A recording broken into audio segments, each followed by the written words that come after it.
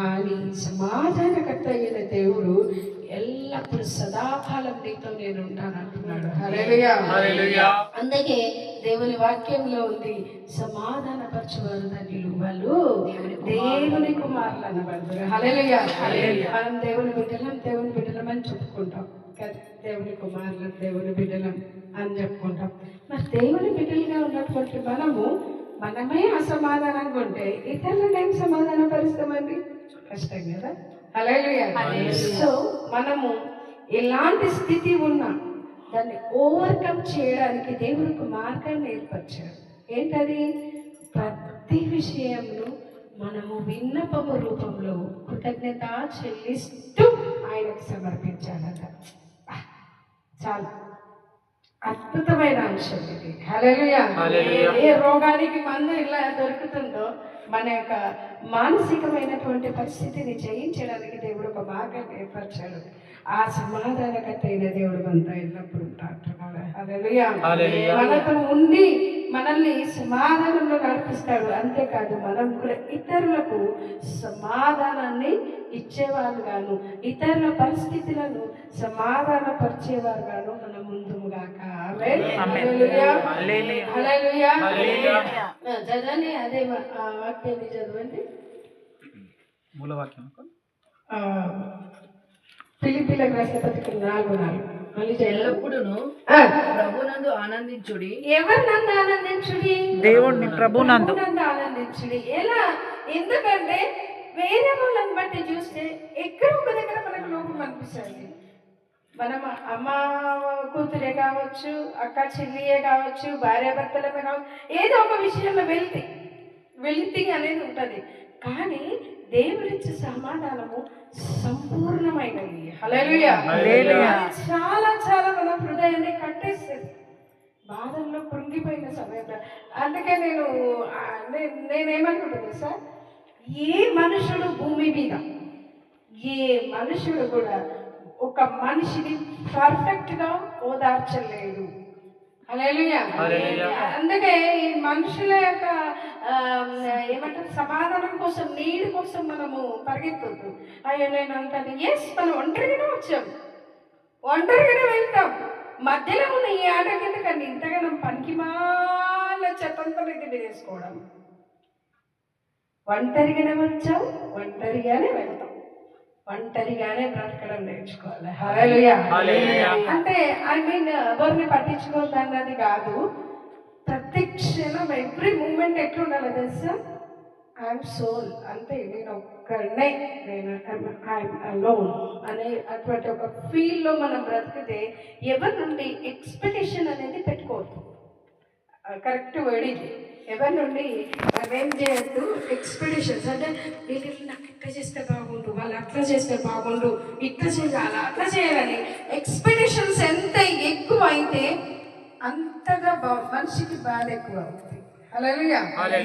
Expectations ఎంత తక్కువ పెట్టుకుంటామో అంతగా మానసికమైన ప్రశాంతత ఉంటుంది.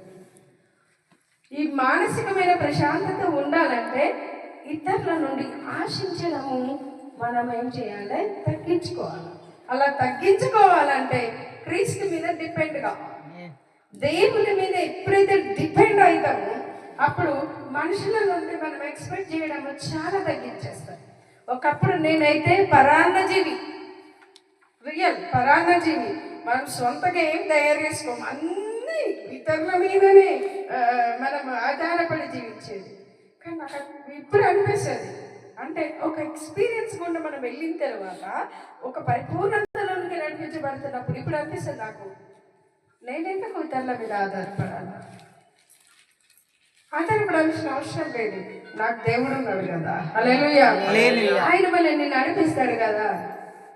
నిజంగా చెప్తున్నా, నాకు ఈ కన్ను చూపు పోయినప్పుడు చాలా ఫీల్ అయినాను.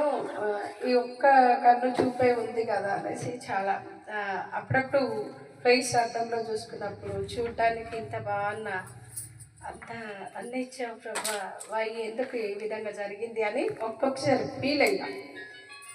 ఆ ఫీల్ అయిన క్షణం అనిపిస్తుంది నాకు, పోయిందని ఫీల్ అవ్వడం ఎందుకు, దానికి కావలసిన మార్గాన్ని దేవుడు ఏర్పరుస్తాడు కదా. ఈ కన్ను కూడా ఈ రోజు కూడా చెకప్కి వెళ్తే కూడా జాగ్రత్తగా చూసుకో అన్నారు. నాకు అప్పుడప్పుడు భయపెడుతుంది ఆ విషయం.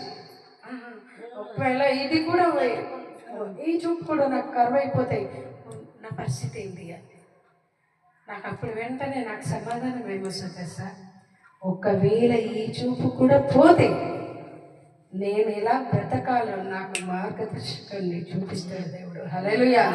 నన్ను పట్టుకుపోవడానికి దేవుడు ఎవరు నన్ను ఏర్పాటు చేస్తాడేమో, లేకపోతే అక్కడికే నా జీవితాన్ని స్టాప్ చేస్తాడేమో. I don't know. నా ముందున్న ఫ్యూచర్ ఏంటన్నది నాకు తెలియదు, కానీ ఇప్పటి నుండి ఆలోచించి నేను ఎందుకు బాధపడాలా, ఎప్పుడు ఏది చేయాలో ఆయన పర్ఫెక్ట్గా తెలుసు. ఆమేన్. హల్లెలూయా. హల్లెలూయా. ఈ సమయంలో నీకు ఏది ఇవ్వాలో ఆయనకి తెలుసు.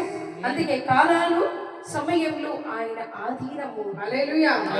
మనమే అనవసరంగా వెళ్తి పడతాం, అనవసరంగా టెన్షన్ అవుతాం, అనవసరంగా ఏమైపోతుంది ఊహ అంట. అందుకే దేవుని వాక్యంలో ఉంది, ఆదికాండం 6వ అధ్యాయము, మానవుని యొక్క ఊహ అంతయు చెడ్డది, ఒక చిన్న ఆవగింజ అంతా కూడా మంచిదని చెప్పలే, ఇక్కడ సంపూర్ణంగా చెడ్డది. అందుకే ఊహ అనే ఊహాలోకంలో బతుకుతే ఏమైందో తెలుసా, జీవితం ఆగమైతే. అందుకే మనం ఎట్లున్నామో అట్లనే దేవుడికి సరెండర్ అవ్వడం చాలా మంచి విషయం. No problem. ఓకే, మీరు చూసుకుంటారు కదా. హల్లెలూయా. కాబట్టి ప్రియమైన దేవుని బిడ్డ, శిశువు మన కోసం పుట్టింది మనకు సమాధానం అనుభవించడానికి. ఈ క్రిస్మస్ వేళ మనం ధ్యానించుకుంటున్నాం సమాధానకర్త ఏమి దేవుడు. ఒక వచనం మాత్రం చదవాలి, 5వ అధ్యాయం అనుకుంటాను, ఏప్రిల్కి రాసిన పత్రిక. మన ప్రధాన యాజకుడు మనతో కూడా సహ అనుభవం గలవాడు అనే మాట ఉంటుంది. 5 మేబీ 3, 4 అనుకుంటా, 3, 4 వచ్చిన చూడండి. 5 అధ్యాయం బైబిల్